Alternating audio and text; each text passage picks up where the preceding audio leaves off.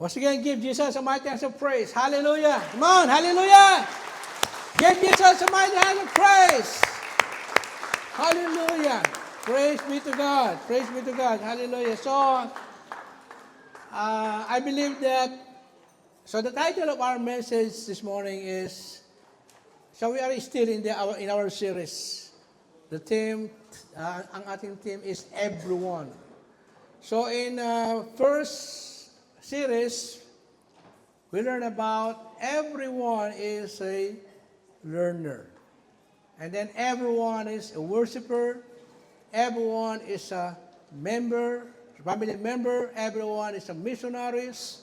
We shared that during our anniversary. And everyone today is hallelujah, the final message.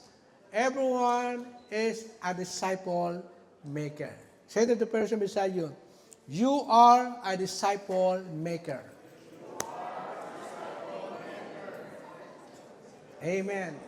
Lahat po tayo ay tinawag ng Diyos upang magdisipulo.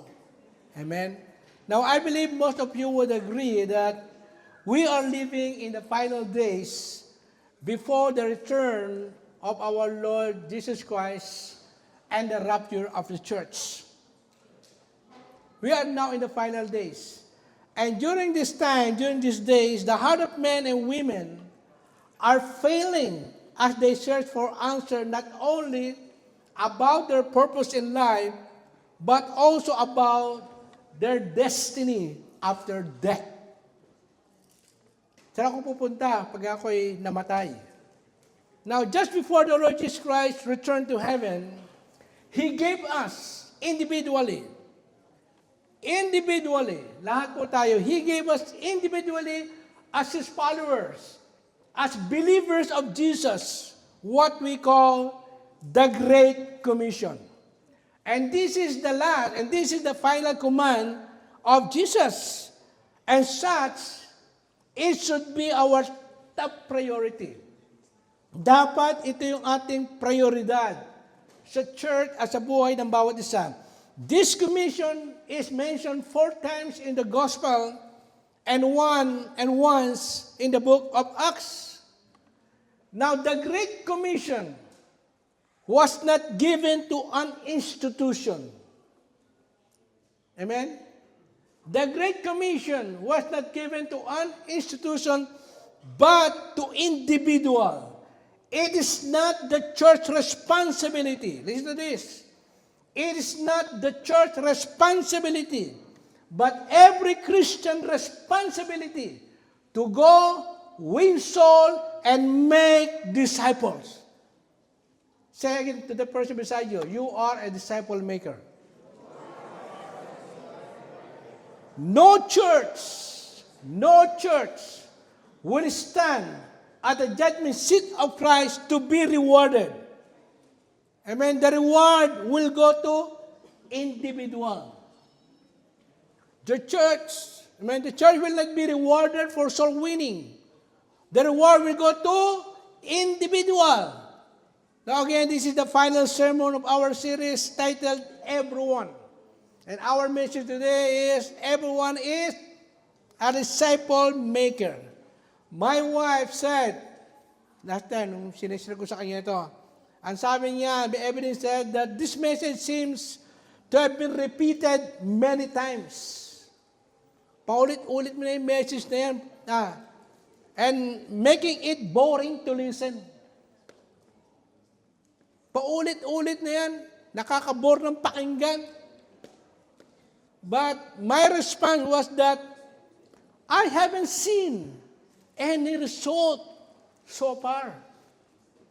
In other words, next year, if there's still no any result or gito pa rin tayo, I will preach this message again and again and again and again and again. So far, I don't see any result.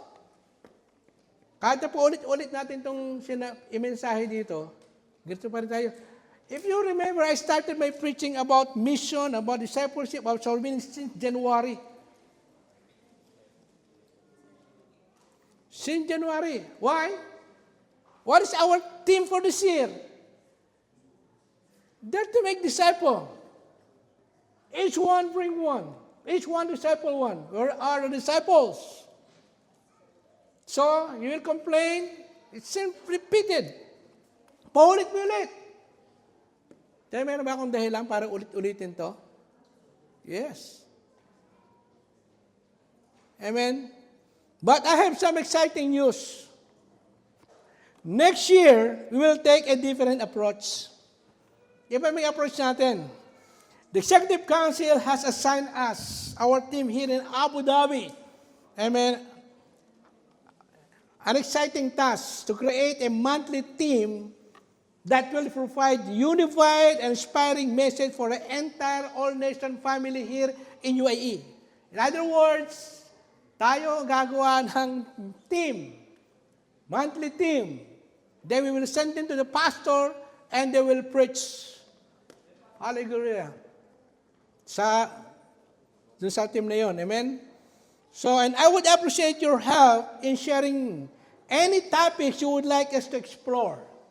Pwede kayo magpada, please send me a message doon sa in my WhatsApp with your ideas. Your input will be valuable in creating something great together. This will start this coming January. At nahirapan po talaga ako sa totoo lang mag-isip. Amen. But anyway, meron akong nagawang dalawa. Doon sa January is a fresh start. February is about love. Ano natin yun? So March, April, yun lang hintayin natin. Okay, praise be to God. So I'm looking forward to collaborating on this initiative, and I'm excited to see your suggestion. So let's work as a team to make this meaningful. And for today, I want to talk about everyone is a disciple maker. In Matthew chapter 28, verse 19, King James Version.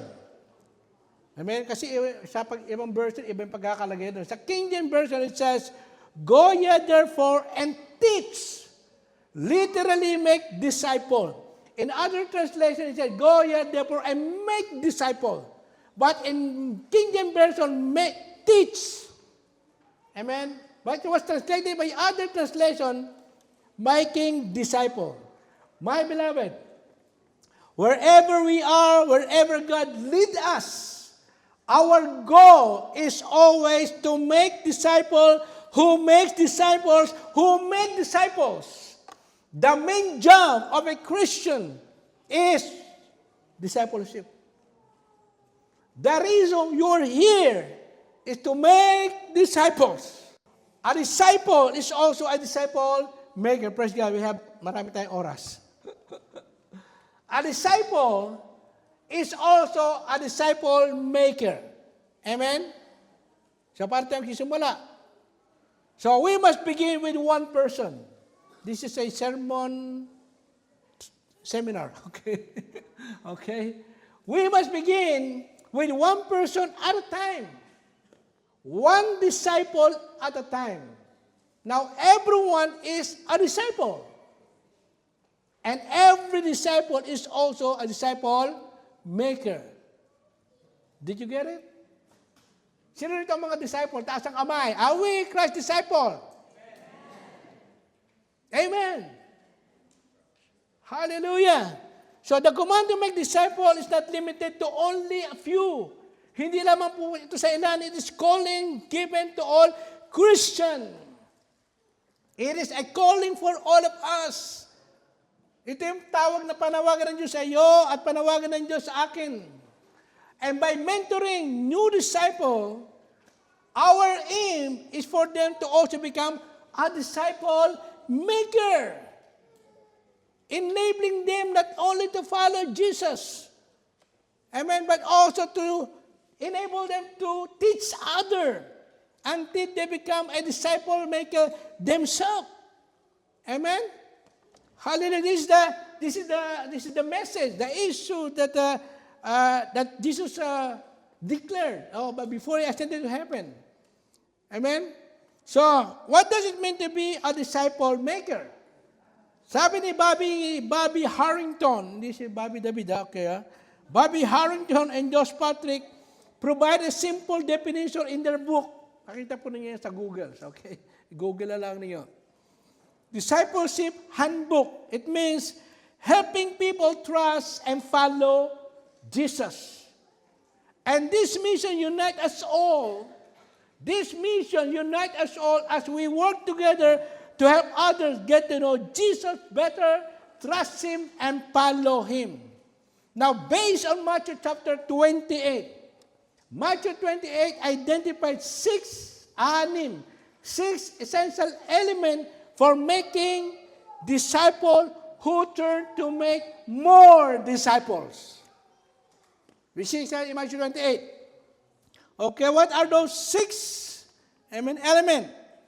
So, element number 1 to 3. Okay? Jesus, Bible, relationship. Nakuha na natin ito nakaraan. Ewan ko lang kung natandaan ninyo. Amen? Natandaan ba ninyo?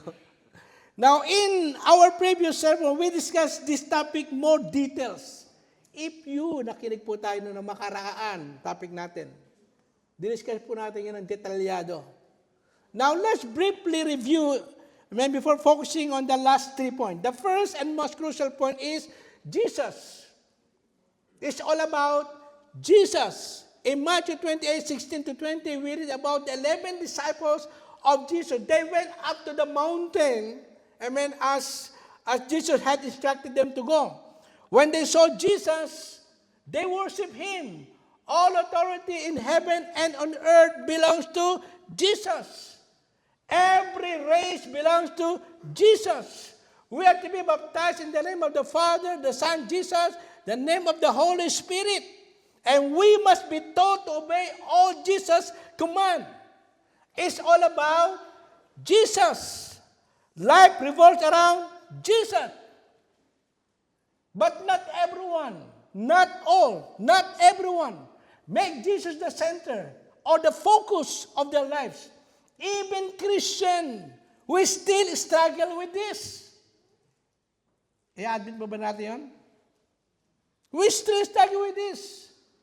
The goal of making disciples is to bring people closer to Jesus, helping them to know Him better, trust, and follow Him. But how? How can you get to know Him better? How do you know which commandment to keep? So that is the second element, Bible. Balikin niyo natin pag-aralan natin nakaraan. I think in-upload naman yun, okay? So we need to be immersed in God's Word. We need to immerse ourselves in God's Word. It's not about gaining knowledge, but about personal growth and spiritual maturity. That is the purpose of immersing, meditating the Scripture. Amen? Hallelujah. We are taught how to study God's Word. Kung talaga nakikinig po talaga tayo. And the Scripture says it is profitable for teaching, for rebuking, for correction, for training in righteousness. And I believe na lahat na po tayo, we know how to use the Bible effectively. We are doing that in our OBBS. Amen? Hallelujah. Praise God. Hallelujah. Not just for head knowledge, but for heart transformation and life change. It says, teach them to observe all that have commanded you. They not only study the Bible, but also learn to trust and obey God in all aspects of their lives. Our goal is not just to gather information, but what? To experience transformation. We can read that in Romans chapter 12, verse 1 and 2, 1 Corinthians 18. Therefore, I urge you, brothers and sisters, in view of God's mercy, to offer your bodies as a living sacrifice, holy and pleasing to God. This is your true and proper worship. Do not conform to the pattern of this world, but be transformed by the renewing of your mind. Then you will be able to test and approve what God's will is, His good, pleasing, and perfect will. And we all who with unveiled faces contemplate the Lord's glory are being transformed into His image with ever-increasing glory which comes from the Lord who is the Spirit. And this occurs within the context of what? relationship. Okay? So that is the third element. Baptize them in the name of the Father, the Son, and the Holy Spirit. Believers' baptism is a church ordinance that requires full commitment or complete commitment. Amen? And this is not an option to consider. As sasabihin natin, should I do it or should I not do it? It is part of discipleship. It is part of the Great Commission. A command from the Lord Jesus Christ. So not only will they be immersed in water, hindi naman sila ilulubog sa tubig, but they will also be brought into close relationship with the God the Father, God the Son, God the Holy Spirit. Close relationship with the Father and connected to God's family. All Nations for Gospel Ministry, connected to the church. No one can be a disciple alone. Can I hear an amen? Element number 4. Matatapos natin to. A disciple maker does not happen lightly. Disciple making is not an easy thing. It does not happen lightly. It has to be what? Intentional. Discipleship should be intentional. Hallelujah. There has to be a plan. That merong plano. And Jesus said, go. Jesus said, go. Who are you going? How are you going? Where are you going? So if you want to help others come to know Jesus, hallelujah, if you want to help others to know Jesus and follow Him, you need to have a plan for what you will do and how you will do that. Amen. We can do this. We cannot do this if we sit back, don't plan, and don't make time for others. Are we willing? Otherwise, if there's no multiplication in the church, listen to this. If there's no multiplication in the church, then the opposite will come. Subtraction. Uti tayo maubos dito. Tandaan niyo yan. Kapag hindi tayo kumilos, matitira ito si Pastor Ian na lang. Pastor Ronald. Only the elders. Ganun din sa mga Bible studies ninyo. Amen? So to make our approach more intentional, anong gagawin natin? To make our approach more intentional, I suggest that we implement a one-on-one discipleship program here at the church. The plan is that each participant, ang bawat participant will be paired with someone who can guide and support them in growing closer to Jesus, learning to trust and follow Him. I believe everybody say everyone. I believe everyone should participate in one-on-one discipleship following the command of Jesus to make disciple. Tell the person beside you, you are a disciple maker. Take note of this. That is your purpose. That is our purpose. Why we are here. Kapag hindi natin ginawa yan. Amen? Hallelujah. Sabi, hindi tayo mamamatay. Ang ginagawa natin, kinakalooban ng Panginoon. Amen? Hallelujah. However, one-on-one discipleship doesn't have to be limited. Okay, we want to be limited one-on-one. But it doesn't have to be limited just to be two people. It can be beneficial to pair two individuals. And this approach not only make the interaction more dynamic, but also lighten the leader's load. Kasi during yung one-on-one, sigurado meron kayong discussion dyan. Di maaaring wala. You know, the proper way of making discipleship is like what we are doing in OBBS. Ganun lang yun. Kung nagagawa ninyo sa OBBS, magagawa ninyo sa disciples ninyo. At nagawa ko na yan noon sa Dubai. Hallelujah. Later, nilagay ko rito, sinulat ko rito yun. Hallelujah. For example, meeting can happen regularly. Hallelujah. You know, even if we are online, we can do this. And then, before some people are complaining, oh, we are online. We want a face-to-face. Okay, do it. One-on-one with other people. Hallelujah.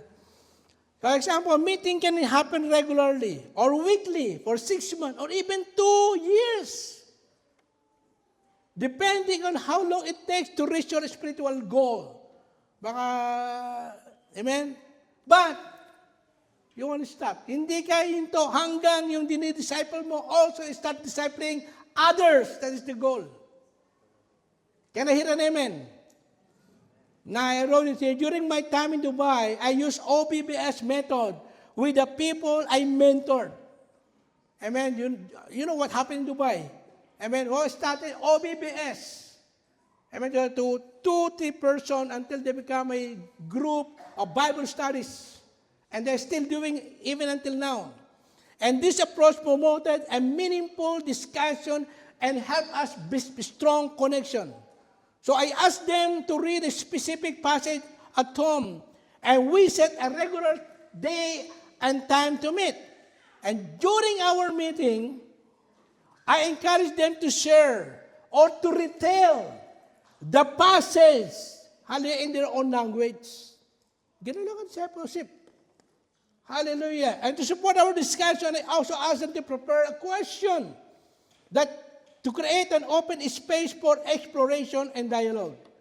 Remember, you are not just a disciple. Sabihin sa katabi mo, you are not just a disciple. Hallelujah. Praise be to God. You are not just a disciple. You are what? What?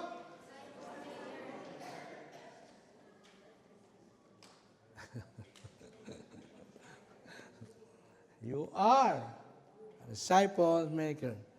Just as others have helped you become disciple. Maramang may nag-disciple sa atin, di ba? Hallelujah. So, you should do the same for others.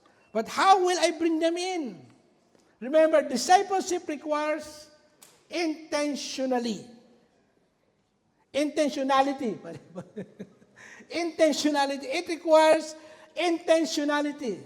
In other words, make it a priority in your life.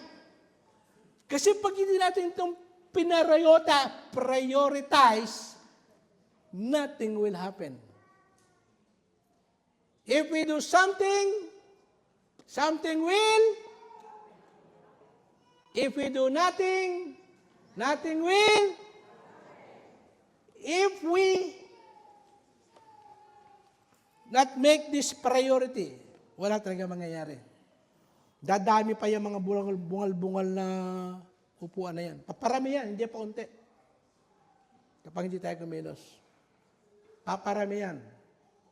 Bilangan yung bungal-bungal na yan. After few weeks, wala tayong gagawin, dadagdagan ba yan? Amen? Hallelujah. You know, growth in faith won't happen by accident. Growth in faith won't happen accident. It must be a central part of our life, not just an afterthought. Amen? Hindi ito dumarating lang by accident. There are so many Christians who have been Christian for 20 years. But still, hindi pa rin talaga sila mature Christian. If Jesus commanded it, we should prioritize this commitment with our time. Hallelujah. And these are the things that is nangyayari ngayon sa mga ibang churches. Malaysia, every nation, CCF, they are doing this. Naiwanan na tayo. Amen?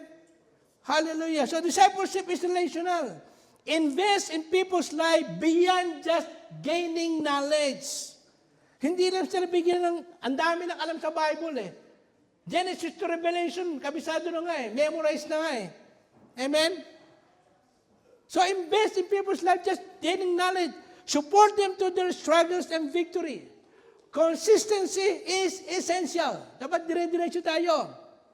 Growth requires time and discipleship demands ongoing commitment. Can I hear an amen? Are we willing? Hallelujah! So we must show up. Yun din ang disciple natin.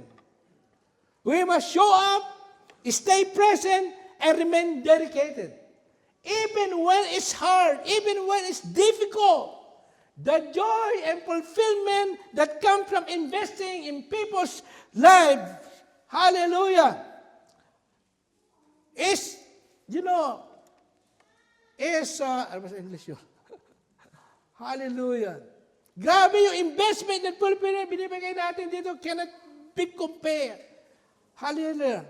So invest in people's lives, rather than just their knowledge. Amen. The time that we are investing are priceless. How are we going to do that? We should walk with them through both their struggles and victory. How will I teach them to obey? Consider how they can be trained to obey all the Lord's command. So discipleship, what material I will use? Anong materials ang gagamitin ko? We have several recommendation available here at our church. Hinalungkot ko yung ating cabinet doon. There are so many ganyang kataas. Hallelujah. New beginning. Bagong simula. Materials. Para sa evangelize natin. We have several recommendations available here at the church, but you can choose other depending on the situation. Schedule regular training.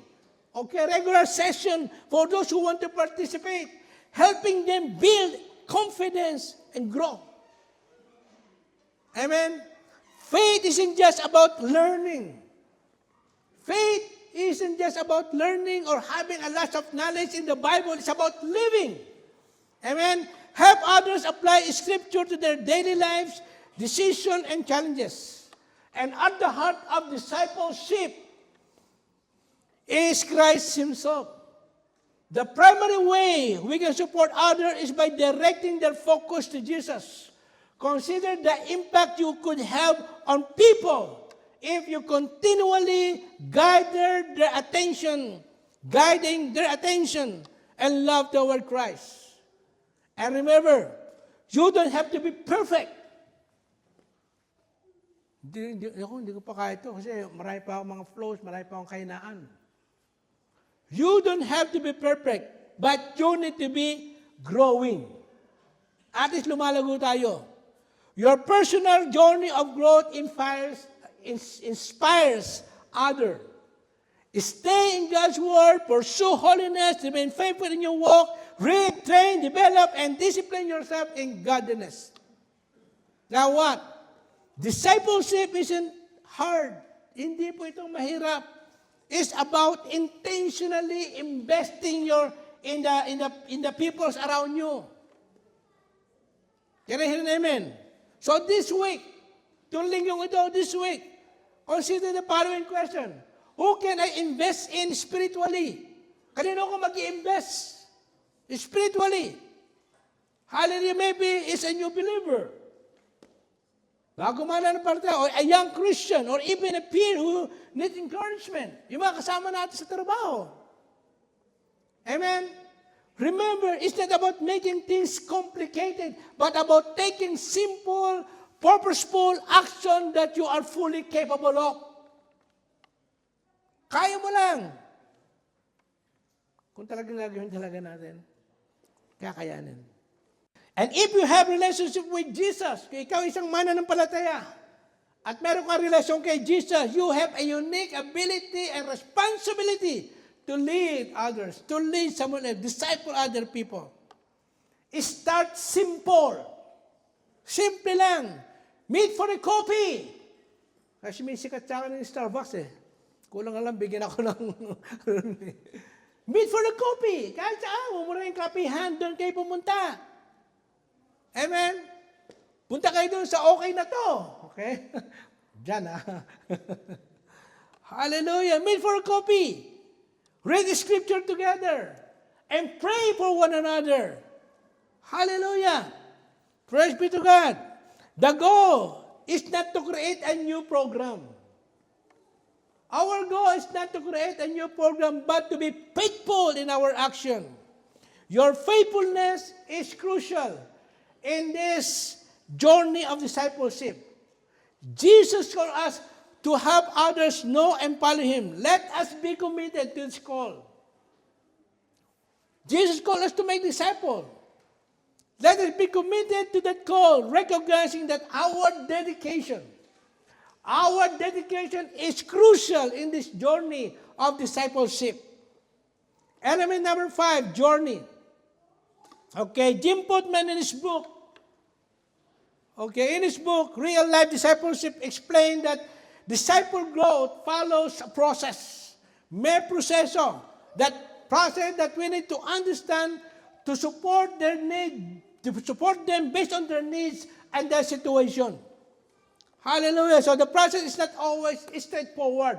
Hindi ito lagi madali, hindi ito diretso. There will be ups and downs, but the growth is still happen. The growth still happen. Discipleship is about being with others. Being with others. Offering support, spending time together is not just a program. It is a personal commitment. You follow what I'm saying? This is not a program. It's a personal commitment. Hindi ka lang utusan. At sabihan ng sabihan. Your personal commitment. Your purpose, your life. The reason you're here. The reason you are Christian. Hallelujah. It's a personal commitment. We follow the example set by our Lord Jesus Christ, who dedicated his time, energy, and life to his disciple. The Apostle Paul shared a similar message. Doon sa mga taga-Thessalonian, 1 Thessalonians chapter 2, verse 7 to 12, in a summary, Thessalonians chapters 2, 7 to 12, 4 describe how we should be like a tender mother, giving our life because of our deep love for others. He also compared us to a father who counseled you, encouraged you, and urged you to live faithfully in the sight of God. So para tayo mga magulang na inaalalayan ng iba sa prosesong ito. Amen? So ano yung 5 stages ayon kay Jim Putman? What are those 5 stages? Okay, number 1, spiritually dead. These people need to be born again in Christ. Hallelujah. This is where we all begin. And maybe some of you may still find yourself there. Amen? According to Ephesians chapter 2, verse 1, in the beginning God considered you dead because of your disobedience and sin. This refers to people who do not believe in God. People who don't believe in the Scripture. Some say they believe in God, but they argue there are many ways to God. And any religions is valid. Or other may identify as Christian, saying, I'm a Christian because I consider myself a good person. My beloved, we need to share to them the gospel. We need to share to them who God is, who Jesus is, what He has done, and how we can have relationship with Him, not by our work, not by our strength, but by grace received through faith in our Lord Jesus Christ. We need to share them. Hallelujah. We often use resources like for spiritual laws. Ginagamit natin yan, di ba? Dahil meron tayong bagong simula, pumunta ka sa pastoral, bagong simula, Tagalog, tools for evangelizing. Amen. Or other salvation materials. Bro, ano na yan? Move forward mo. Hindi, move forward. Amen. or other salvation material to facilitate this discussion. Maraming pwedeng gamitin. Romans Road, o yung personal testimony, o yung ating missionary, may ginagamit siya ng bracelet. Amen? And secondly, spiritual infant, learner. When people are brought back to life, they are no longer dead. They are now born-again Christian. Then chapter 3, but they are infant. They are baby. And this passage begins with them being like babies. 1 Peter chapter 2, verse 2 says, like newborn babies crave the pure milk of the word so you can grow. Hallelujah.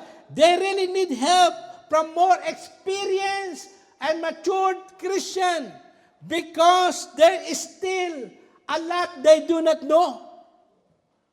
They receive Christ as Lord and Savior, marami pa silang hindi alam. And some might think that once they become Christian, na born again ako, everything will be fine. Or that Christian are like saint, santo or santa na sinasabi nila. Hallelujah. Sabi, kaya misa katwiran lang, hindi ko naman kailangan pumunta sa church. Nakapanood naman ako ng TV, nasa-share naman sa akin yung mga message ni pastor.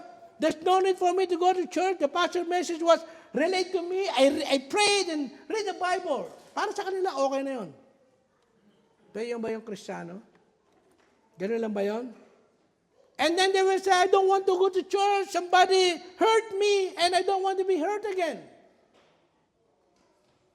Baby Christian. Amen? Ang ministry ko ay ang trabaho ko. Nag-provide ako sa pamilya ko. Wala na akong oras para sa church. My ministry is my job. I'm providing for my family. I don't have time for church anymore. Yan ang marinig mo sa kanila. But they are Christian. Amen? Tithings. Oh, ano yun? What is that? I didn't know it was in the Bible. Baby Christian nga eh. Paul called the Corinthians infant in their faith. Our goal for these people is to give them basic teaching, like feeding the baby with milk. Amen. We will show them truth from the Bible to help them build a strong foundation. Tuturuan natin sila ng Bible to help them build a strong foundation in the Christian faith. Hallelujah. To help them understand Jesus and their salvation. And we will use what? The 5G. Meron tayong 5G. Amen? Once they already receive Christ as Lord and Savior, it's a time now for them to share them new truth from the Scripture. And meron tayong materials hanggang ngayon. Kung nabubulok lang yun, inaamag na yun. Hindi nagagamit. 5G. Ginagamit ba natin yung 5G na yun? Hallelujah. 5G Discipleship Manual, which include 8 lessons. So we want to give them personal attention so that they can trust and feel safe sharing their struggle to us. Huwag natin masyadong takutin, okay? Hallelujah. Our focus in helping them to see themselves as a learner. Yan ang unang lesson natin, di ba? Amen. Sila yung mga learners sa church. So we will encourage them to listen to Jesus' word and follow His command. Hallelujah. They will also learn by watching our example. And then third, spiritual child. Hallelujah. 1 John chapter 2 verse 12, because they already have a strong foundation. Now, because they already have strong foundation, they feel secure. Secure na sila. Natapos nila na yung 5G. I mean, that's what they feel. And then 1 John 2:12 says, I'm writing to you, little children, because your sins are forgiven for His name's sake. They are Christian. Amen. Ano yung marinig natin sa kanila? Amen. So they are eager to learn more and excited about what the church offers. Ano may offer ng church? However, they still display some selfishness. May mga selfishness pa rin sila. They always want to be noticed. Sila yung mga kulang sa pansin. Bakit? Spiritual child nga eh. Kaya huwag kayong open, huwag natin silang i-condemn. Napaka-ano naman ito, napaka-sensitive naman ito. Bata nga eh. Bago pa lang. Amen? Hallelujah. Una, unbeliever, naging baby. Ngayon, malaki-laki na siya. Tinuturuan siya lumakad. Pero ito yung mga bata na kulang sa pansin. Ito yung marig natin sa kanila. Gusto ko sanang pumunta sa gathering ng church, kaso hindi naman ako inaasikaso. I wanted to attend the church gathering, but I felt ignored. Yung laging absent. Amen? Si pakiramdam nila, hindi sila, na-ignore sila. I'm feeling overlooked and I think it must be best to find another church. Bakit ganun sinasabi nila? Because they're already Christian. Ang gusto lang nila, mapansin sila. Eh, baby nga eh. Child nga eh. Young. Amen? Praise God. Wala naman naglalaan ng panahon sa akin. Sa iba meron nagwa one-on-one. Sa akin wala. Ayaw siguro nila sa akin. No one has time for me. Some are spending time one-on-one with others. But not with me. They probably don't want me. They don't like me. Yan naman rin sa kanila. Di ko magustuhan yung music. Masyadong maingay, masyadong malakas, mali-mali yung mga lyrics. Yung pastor ang habang mag-sermon. Yan ang mga sinasabi nila. I find the music too loud and the lyrics are inappropriate. The pastor's sermons tend to be quite long. Yan.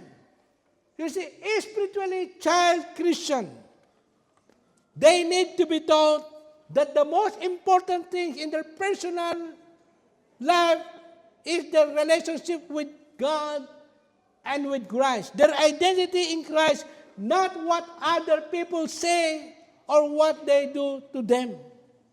And these people need to learn how to feed themselves. Through what? Through Bible studies. Hallelujah. Dadalhin natin sa Bible studies so they can become self-sufficient in their personal growth. Para hindi sa laging sinusubuan. Amen? Tayo yung magtuturo sa kanila. Praise be to God. Dapat matutunan din nilang makapag-relate sa church bilang isang pamilya at i-adjust ang kanilang mga sarili sa mga expectations sa ibang kapatiran. Amen?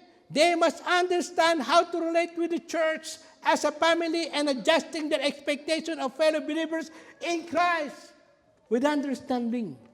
Kasi hindi talaga nila naiintindihan yun eh. Amen? Huwag natin pagalitan.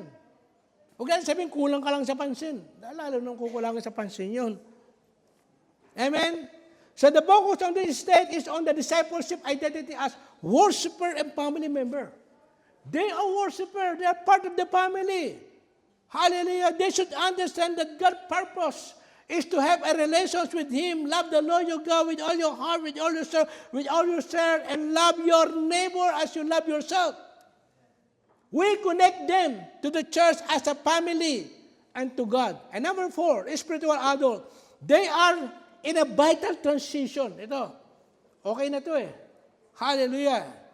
They are now in the vital transition from being self-centered to becoming God-centered and dedicated to serving to God.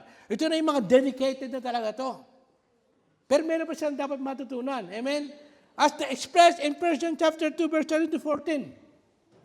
I am writing to you, young men, because you have overcome the evil. I write to you, young men, because you are strong, and the word of God abides in you, and you have overcome the evil one. The word of God, God's word, the Bible, act as their guide and source of confidence, empowering them to serve others for God's glory. However, they tend to feel responsible for how other people respond to their message. May init itong mga ito. Amen? Grabe itong init ng mga ito. Hallelujah. Pakiramdam nila, kailangan pag siya nag-message, kailangan makinig ka. Hindi ka. Hallelujah. Ganun siya nakainit. While committed to serving, they have not learned to train others to do the same effectively. Kasi hindi pa rin nila maalalayan yung iba. Kasi nakikita na tayo, init na init sila, gustong maglingkod. They often share struggles as follow. Gusto ko rin mag-lead ng group study. Gusto ko rin mag-preach. Gusto ko rin tumayo. Yan, yung mga tao. Ay, init na init yan. I also want to lead group. I am uncertain. But I'm uncertain how. Bakit kaya hindi dumalaw si Elsa, si Ana, si Junior, Siguro may sakit sila. Madalaw nga. Ganon sila kainit. Amen. Hallelujah. I'm reading something during my quiet time.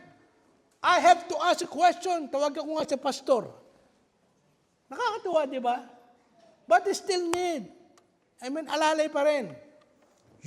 Anong gagawin natin? We need to create a space for them to serve. Bibigyan natin sila ng pagkakataong makapag-serve. Our goal is supporting their ministry experience and help them start their own Bible study. Pero ano yung alalay ng mga, mamaya, yung spiritual parent. Let them have their own Bible study. Amen. So they can continue discipling each other after our one-on-one time finish. Hindi mo abang panahon na one-on-one mo yan. Hallelujah. So this group is starting new Bible studies. And we will assist them in discovering their spiritual gift and train them to share the gospel while encouraging their personal growth. Ano pa rin alalay ng parents? Amen? Hallelujah. By involving them in our ministry, we will give them first-hand experience. So, bibigyan natin sila ng mas malaking vision. Sasabihin natin sa kanila, ito ang mission ng church, ito ang vision ng church, ito ang gagawin ng All Nation Full Gospel Ministry. Amen? Ang focus sa state nito ay ang kanilang identity bilang servant and missionaries. Mga missionaries na to. So we train them to minister. At this stage, the focus is on disciples' identity as servant and missionaries. So number 5. Amen? Praise God. Habang oras natin. No? Spiritual parents. Okay, so marami rito ang di pa nakakarating sa stage na ito. Sino ito mga spiritual parents? Pagka wala kang disciple, hindi ka pa spiritual parents. Amen? Marami hindi pa nakarinig ito. Paul acts as a mentor to Timothy. Amen? And intend to extend this role to others. Now, the process involves caring for and nurturing individuals. As recipient of Paul's mentorship, Timothy plays a crucial or vital role in this relationship. Dati siyang inaalalayan, ngayon siya naman ang umaalalay. Inaalalayan na rin niya yung iba. Paul, hallelujah, used to be supported. Ganito rin sa dati. Paul used to be supported, is now focused on helping others, transitioning from being a spiritual child to a disciple maker. So, in-advise na si Timothy. He advised Timothy. So, you, Timothy, as my son in faith, hallelujah, stand firm with the help of Christ Jesus. Teach also faithful men who will be able to teach others the teaching you have heard from me in the presence of many witnesses. So, as parents, disciple maker, we think not only about what we can do, but also how we can work together as a team. We naturally guide others and help them grow into independent partners. And this is similar to a parent whose child start their own family. The relationship remains strong, but even the child gain independence. Huwag natin sikilin. Ayaw natin mag-multiply eh. Release them. Para mga magulang, yung anak, nag-asawa, nandun pa rin sa puder pa rin niya. Release them. Hallelujah. Your role in helping others grow spiritually is essential and gives a deep sense of purpose and fulfillment. When they speak, yung mga disciple natin, when they speak, they want to share what God is doing in their lives. Not out of arrogance, but humility. Ganito yung sinasabi nila. You see, it is exciting. When a person we are discipling speak like this, please pray for me. Yan. Yung mga disciple natin, please pray for me. I have an office mate who want me to explain the Bible to them. I'm excited but a little nervous. Oh. Parents, pasok na agad, turuan mo na sila, encourage them. Yan ang mga rinig mo sa kanila. Yung discipleship begins at home. Please remind me, prioritize discipling my family. The question is how? How will I send them? How will you ask them to start? Our goal is not only to have them follow Jesus, but also enable them to teach others and become disciple maker themselves. So consider your way to keep supporting and guiding them and turn others. Hallelujah. So, eto na. Multiplication na tayo. Okay, last na to. When multiply. Ito yung wala sa church natin. Multiply. When we follow this strategic process, the sixth element, which is multiplication, naturally appears. Automatic yan. Automatic na lalago tayo dyan. Hallelujah. Praise God.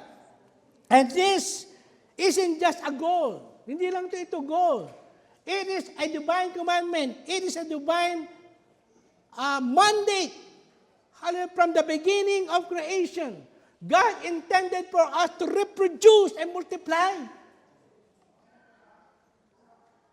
Can you hear me? Hallelujah. The focus is not only on biological reproduction.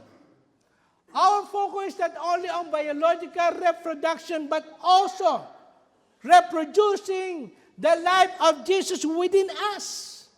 As stated in 1 John 15:8, by this my Father is glorified that you bear much fruit and prove to be my disciple. Sa Bible, there are two, fruit of the Spirit. And the fruit of your labor is this. And God glorified that you bear much fruits. Hallelujah. You did not choose me, but I chose you and appointed you that you should go and bear fruits. And that your fruits should abide, remain. Can I hear an amen? So this process occurs or happen when those who will lead become also, amen, become disciples also, go on to make more disciples, creating a continuous change of multiplication. Can I hear an amen? Tatapusin natin. Now, what is the title? What's the message? Everyone is? Sabi mo sa katabi mo, you are a disciple maker. Now, multiplication. Amen. Praise be to God. Now, multiplication occurs when everyone take part in making disciples, who in turn make more disciples. Amen? Hallelujah. However, when you work alone, kapag tayo lang talaga, typically only addition happen. Nadaragdagan. Minsan hindi pa nga eh. Your disciple may not learn to disciple others. And at times, it can even lead to subtraction. Kapag walang multiplication, ang kasunod niyan, subtraction. If multiplication is not taking place in the church, bibilang ka ng 1-2 taon, wala na tayo rito. 1, 2, 3, 4, 5 taon. Amen? You know before, doon sa kabilang community church, naglalagay pa kami ng TV sa labas para lamang ma-accommodate ang kapatid. But now, why? Because there's no multiplication. Amen? Hallelujah. For example, if you lead one person to the Lord each week, if you lead one person to the Lord each week, you could have 50. After 1 year, 200. After 4 years, 500. After 10 years, 1,000. After 500. After 10 years, 1,000. After 20 years. So, ang dami na nun, di ba? Pwede na siguro. Pero hindi pwede yung pwede na. Ano ba sa English yun? Hindi yung pwede na eh. Amen? It's not enough yung just eh. Paano ba yun? Hindi pwede yung pwede na. Ang nais ni Lord, ang desire ni Lord, is the earth will be filled with the glory of the Lord. Hindi pwede basta-basta. responsibility natin yan, individually. When it comes to multiplication, it's starting with one person, with one or two people. May seem slow at first, but after 1 year, you will have only 2 people. In 2 years, that number doubles to 4. In 6 years, it will go 16. After 8 years, it reaches 256. In 10 years, the total of 1,000. Parang 1,240. And after 20 years, it has surpassed millions. Amen?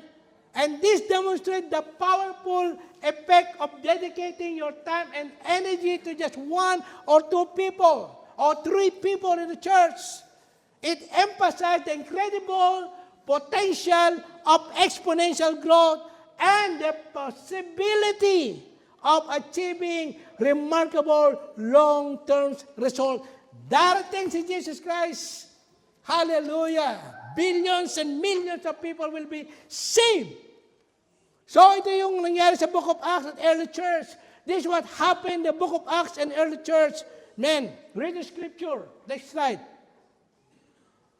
Hallelujah. And the word of God continued to increase, and the number of disciples multiplied greatly in Jerusalem. So the church through all Judea and Galilee and Samaria had peace and was being built. Amen. And walking in the fear of the Lord and in the comfort of the Holy Spirit, it multiplied. So this is what Jesus did with his disciples over the course of 3 years. Now, while the idea of multiplication may seem similar to networking, pyramiding scheme, and multi-level marketing, it is important to understand, hallelujah, in the context of the Great Commission, it refers to disciple-making. Gumagawa tayo ng multiplication, di ba? Hallelujah. But unlike those schemes, there is no commission to earn. Wala ring salary, no income involved. But even if you cover the cost, your investment won't be wasted. Instead, you will strengthen your relationship with Jesus, leading to spiritual growth and fulfillment. Sulit na yun. Amen? Sulit na yun. So, if you want more God's glory, more joy sa susunod na isang taon, 2 taon, sa 2025, sa 2026, amen? At tanong natin sarili natin. Sino ang isa o 2 tao, non-Christian o new disciple, ang paglalaanan mo ng oras para mas makilala si Jesus, mas magtiwala kay Jesus, at mas makasunod kay Jesus? In English, if you want to experience more God's glory and joy in the next year or 2, think about how you can grow personally by investing 1 or 2 or 3 people, whether they are non-Christian or new believers, new followers of Christ. Focus on helping them to know Jesus better, trust Him more, and follow Him closely.